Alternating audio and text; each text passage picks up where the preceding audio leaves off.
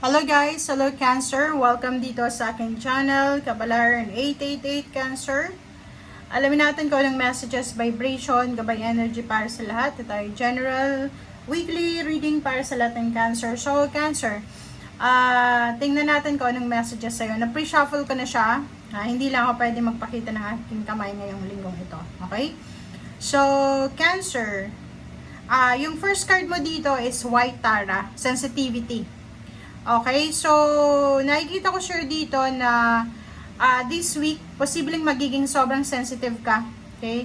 Sobra, over sensitive ka sa emotion mo or sa mga nangyayari sa paligid mo. Okay?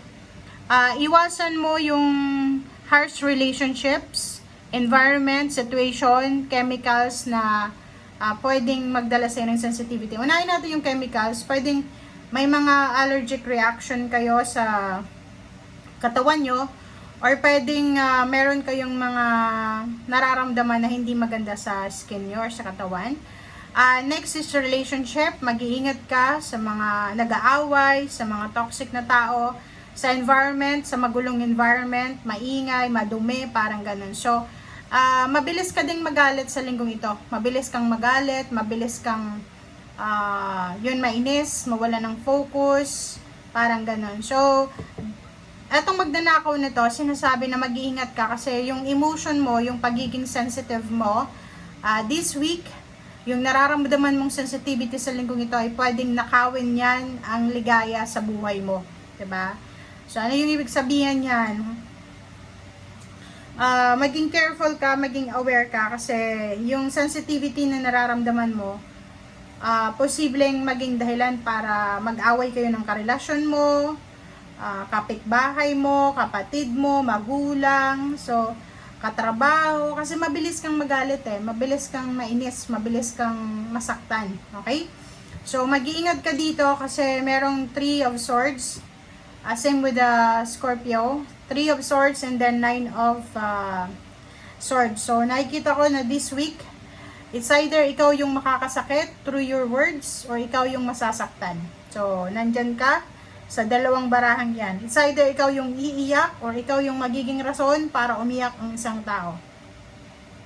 It's either ikaw yung nasasaktan, nag-iisip ka, hindi ka makatulog, insomniatic ka, gabi-gabi isip ka ng isip kung ano yung mga gagawin mo, kung ano yung sisimulan mo, or ikaw yung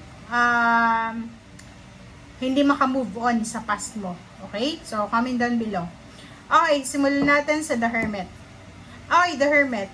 Ang Hermit na to, lumabas siya kasi meron dito ang 9 of Swords. So, sinasabi sa'yo na meron sa inyo dito, Cancer, na hindi makatulog sa gabi sa sobrang pag-iisip. Wala sa focus, hindi makakain, hindi makapag, alam mo yon, yung walang focus, parang kunyari, walang direksyon yung linggong ito para sa inyo. Kung anong mangyari, yun na yun, parang ganun. So, sinasabi ng The Hermit yan sa inyo na maging maingat ka sa linggong ito. The Hermit, kailangan mong pag-isipang mabuti lahat ng actions, lahat ng decision making mo. Ang The Hermit na yan ay nagsasabi sa'yo na kinakailangan mong maging matatag. Okay? Maging strong ka kasi mahirap magdesisyon, lalo na pag confused ka, lalo na pag feeling mo mag-isa ka na lumalaban sa buhay. Okay? So yung The Hermit na yan ay maganda kasi bibigyan ka niya ng lakas loob, 'di ba? Bibigyan ka ng lakas loob ng The Hermit para labanan lahat ng mga pagsubok na posibleng ma-encounter mo sa linggong ito. Okay? And next is Knight of Wands. Nakikita ko sa'yo dito, it's either relationship yan, pwedeng broken relationship or galing ka sa isang heartbroken, kakahiwalay mo pa lang, parang ganon. And bibigyan ka ng pagkakataon ng universe na makiligin ulit. Okay? Doon sa mga single na Cancer or looking for a relationship or gustong mag-move on. So yon, bibigyan ka ng pagkakataon ng ating Panginoon, ng universe na makapagsimula ulit. Okay? Darating ulit yung excitement, darating ulit yung kilig sa buhay mo kasi parang ang tagal-tagal mo nang hindi kinikilig. Okay? So, nakikita ko rin sa'yo dito na ihanda mo yung sarili mo, Cancer, kasi isang napakagandang good news ang posibleng darating sa buhay mo. It's either unexpected baby, kung lalaki ka, pwedeng yung asawa mo, girlfriend, or pwedeng live-in partner, buntis. Isang good news tungkol sa anak mo, recognition, awards, rewards.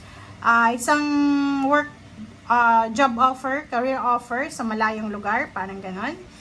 Exciting din to kasi this week, nakikita ko sir dito na mahahawakan mo yung pera na posibleng iniiyakan mo dito.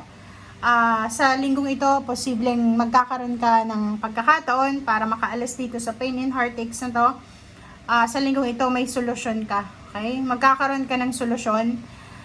You will find the solution peacefully this week kung paano mo maaayos ito. Kasi kung makikita mo, Queen of Pentacles, King of Cups, Queen of Cups, nasa gitna niya yung Nine of Swords. So, ibig sabihin yan, bago matapos yung linggong ito, makakaramdam ka ng sobrang peace, harmony, balance, and at the same time, confidence, and then motivation. And at peace ka din, kasi kung makikita mo dyan, maganda yung energy na tong dalawa eh. Diba? Mag-asawa siya. So, sinasabi sa'yo na marirecover mo yung kung ano man na pwedeng makakatulog ka ng maayos by the end of the week. Pwedeng may mga tao na pwedeng tumulong sa'yo sa mga pinagdadaanan ng financial.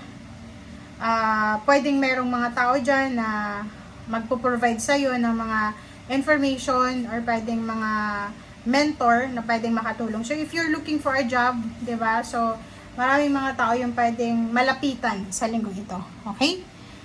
And yun, yung King of Pentacles na to, sinasabi sa'yo na magdahan-dahan ka sa paggastos ng pera. Okay? Kahit sabihin natin may hawak kang pera dito. Sabihin natin may ipon ka. Marami kang pera sa bangko. But nandito yung King of Cups and then Queen of Cups.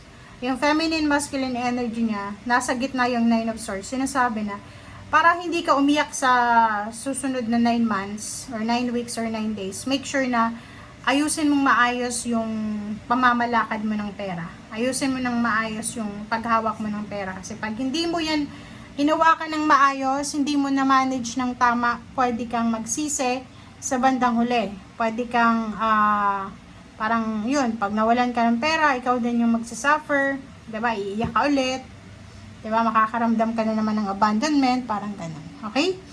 And nandito ang Zero the Fool, sinasabi na kung ano man na i-offer sa'yo ng universe sa linggong ito, na new beginnings, tanggapin mo siya kasi deserve mo yung new beginnings na to. Okay? Deserve mo yan. Deserve mo siya. Okay? Thank you guys for watching.